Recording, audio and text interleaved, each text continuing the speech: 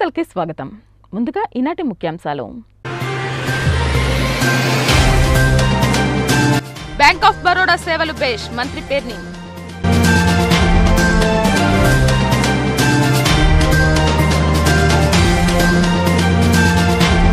TV slab సామాజిక సేవలు ప్రశంసనీయం మంత్రి పేర్ని నాని.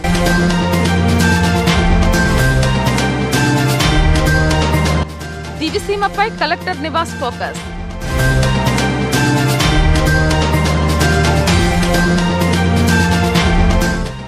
ప్రభుత్వ కార్యాలయాల్లో నో మాస్క్ నో ఎంట్రీ.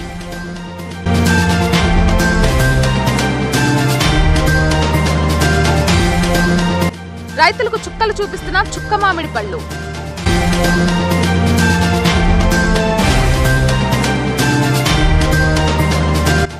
పోలాటి తిప్పలో పోలీసులు cordon search.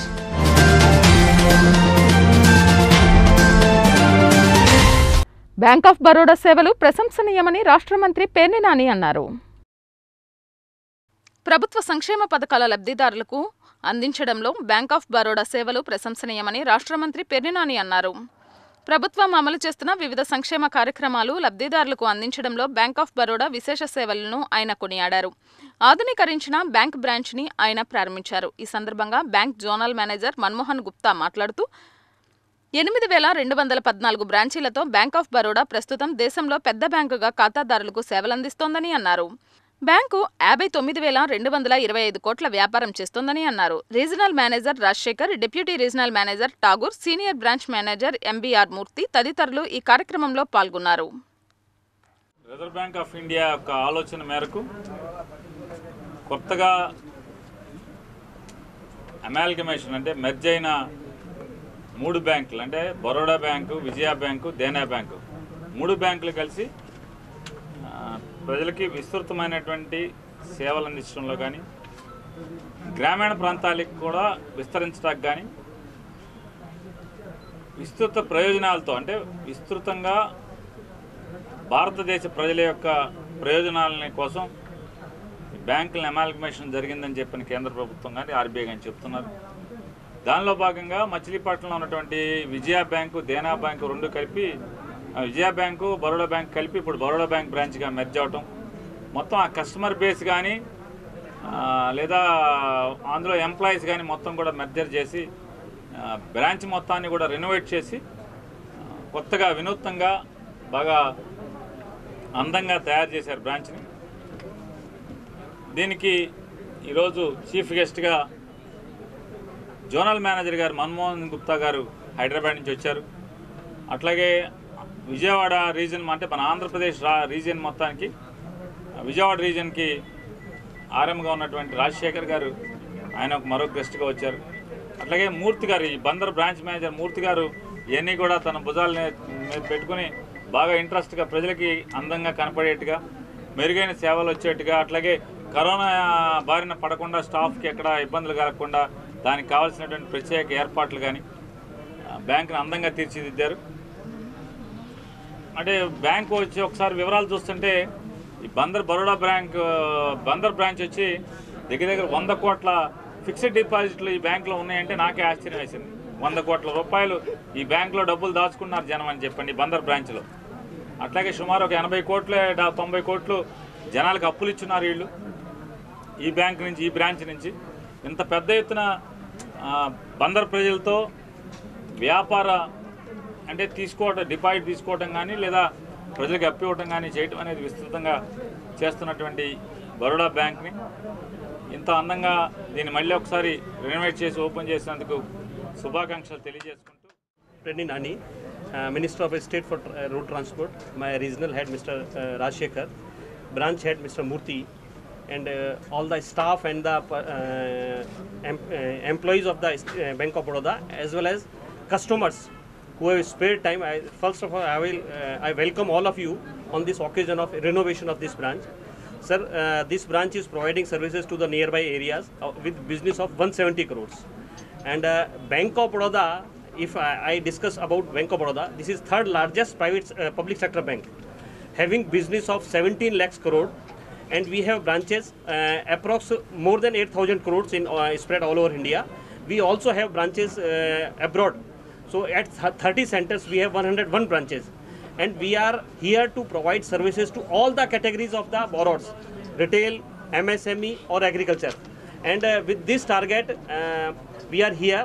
Definitely, our services with the amalgamation of all the three banks, Dena Bank and Vijay Bank and Bank of Baroda, our services will improve a lot, and I assure on behalf of all the staff of the Bank of Baroda that you will get better services from my bank. Thanks. Machilipatnam ప్రాంత ప్రజలకు మా మంత్రివర్యులు శ్రీ పేర్ని నాని వెంకటరామయ్య నాని గారు, నా beloved GM Shri Manmohan Gupta గారు, మా branch manager MV Gupta మూర్తి గారు,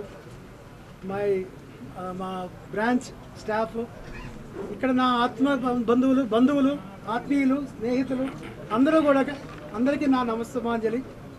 ఎందుకంటే ఇది నా స్థానం, నా ప్రాంతం, నా ఊరు.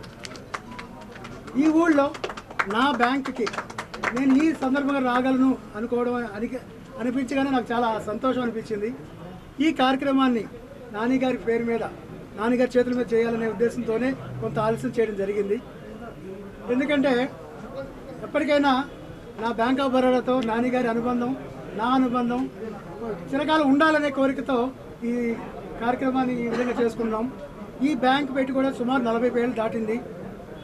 ఈ బ్యాంక్ ఆఫ్ బరోడా అవడానికి బ్యాంక్ ఆఫ్ బరోడా బ్యాంక్ అయినా కూడా లోకల్గా ఆంధ్రప్రదేశ్లో 269 బ్రాంచులతో అన్ని రకాల టెక్నాలజీ సామర్థ్యంతో మంచి ప్రోడక్ట్స్తో అందరికీ కస్టమర్స్కి అందుబాటులో ఉండేట్టుగా రకరకాల స్కీములు చేసుకుంటూ మేము మంచి పురోగతి చేస్తున్నాము.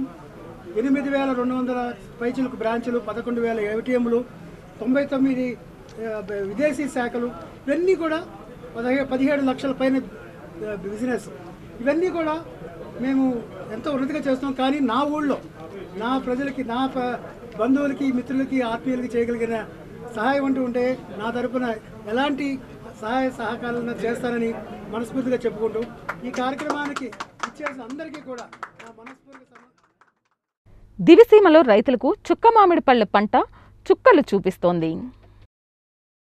కరోనా వైరస్తో ఒక పక్క ప్రజలు అల్లాడిపోతుంటే మరొక ప్రక్క వేరుకాటుతో మామిడి పంట నాశనం అయిపోతుంది.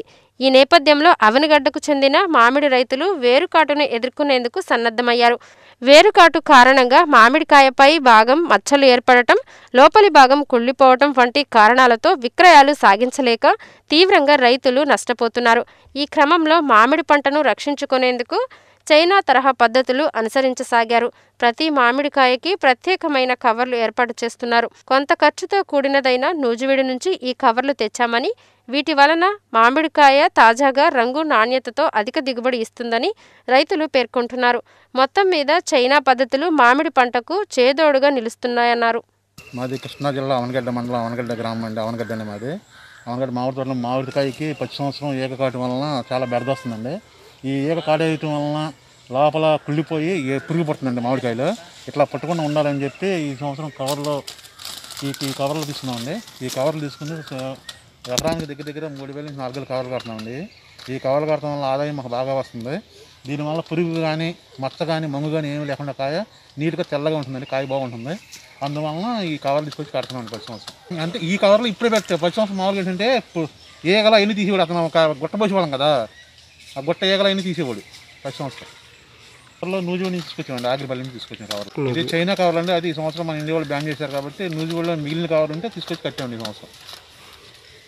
కాయ నీట్గా ఉంటుంది, రంగు ఉంటుంది, కాయ మా టేస్ట్గా ఉంటుంది. దివీస్ ల్యాబ్ సామాజిక సేవలు ప్రశంసనీయమని రాష్ట్ర మంత్రి పేర్ని నాని అన్నారు.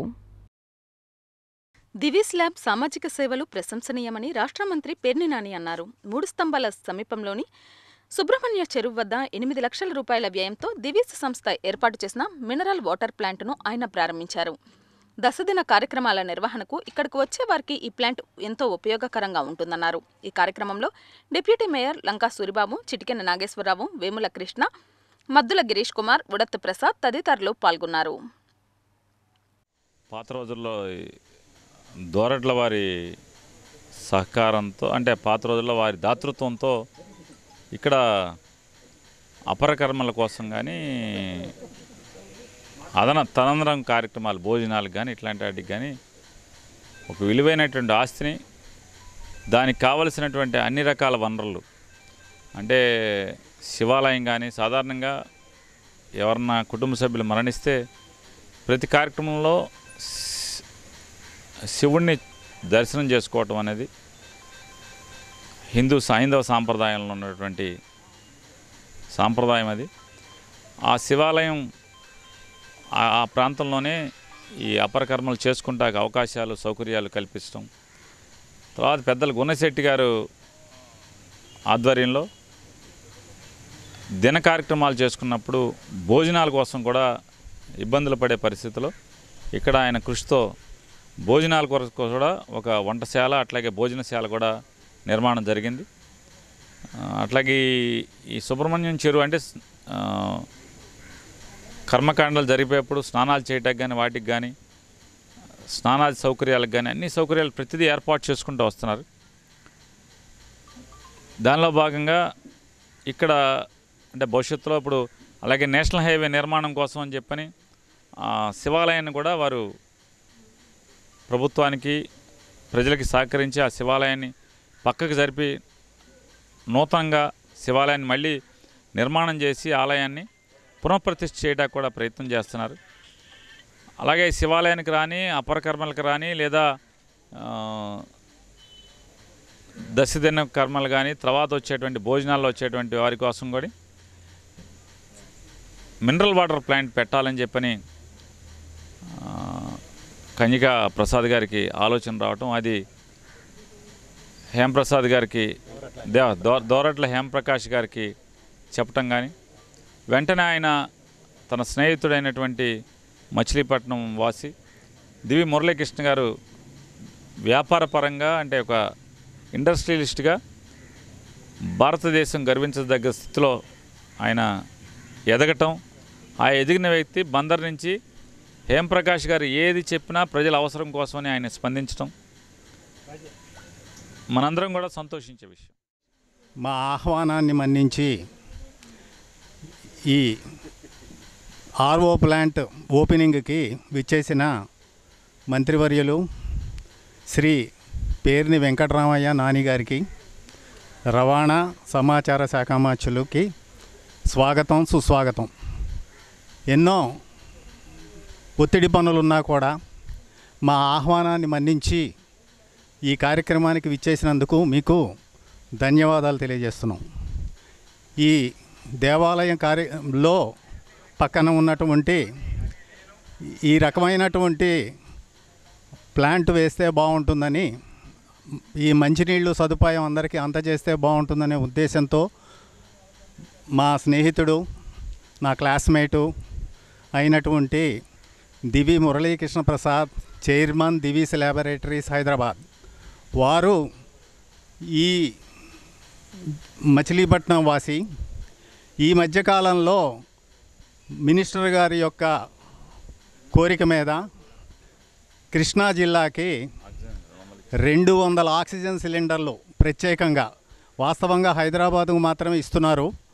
మన యొక్క జిల్లా యొక్క కోరికను మన్నించి మినిస్టర్ గారి యొక్క రిక్వెస్ట్ని కన్సిడరేషన్ తీసుకుని 200 సిలిండర్లు చాలా కష్ట సమయంలో అందించారు.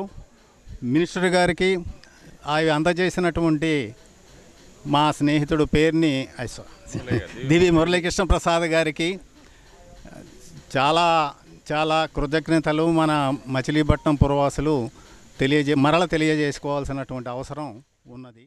యొక్క కోరికను మన్నించి ఇక్కడికి విచ్చేసినటువంటి పేర్ని వెంకటరామయ్య గారు నాని గారికి, అలాగే మేము అడిగిన వెంటనే దివీసు మురళీకృష్ణ ప్రసాద్ గారిని అప్రోచ్ అయ్యి మన హేమప్రకాష్ గారి ద్వారా ఈ ప్రాజెక్ట్ని ఇక్కడ ఏర్పాటు చేసినందుకు గాను వారికి కూడా మా కృతజ్ఞతలు. అలాగే ఇక్కడ ముఖ్యంగా ఏర్పాటు చేయడానికి గల కారణం, ఇక్కడ అపరకర్మలకి ఇది ప్రధానమైనది. బందరులో ఇక్కడికి వచ్చే వాళ్ళందరూ మంచినీటి కొరత ఏర్పడటంతో మనం వారిని హేమప్రకాష్ గారి ద్వారా దివి మురళీకృష్ణ ప్రసాద్ గారిని అడిగిన వెంటనే ఈ 8,10,000 రూపాయలు ప్రాజెక్ట్ ఇది. ఈ ప్రాజెక్ట్ని వారు అడిగిన వెంటనే అమ్మటే 20 రోజుల్లోనే మొత్తం ప్రాజెక్ట్ పూర్తి చేసి మనకు అందజేశారు. కాకపోతే ఈ కరోనా సందర్భంలో కాస్త లేట్ అయినది ఇనాగ్రేషన్కి. అందువలన ఇక్కడికి విచ్చేసిన అందరికీ కూడా మా సంస్థ తరపున కృతజ్ఞతలు తెలియజేస్తున్నాం. జరుగుతుంది కాశీ అన్నపూర్ణ విశ్వేశ్వర దేవాలయం. అది చాలా పురాతనమైనది, 100 ఇయర్స్ది. ఇప్పుడు దాన్ని మళ్ళీ పునర్నిర్మిస్తున్నాము. ఈ పునర్నిర్మాణానికి కూడా అందరూ వచ్చి దాతలు సహకరించవలసిందిగా విజ్ఞప్తి.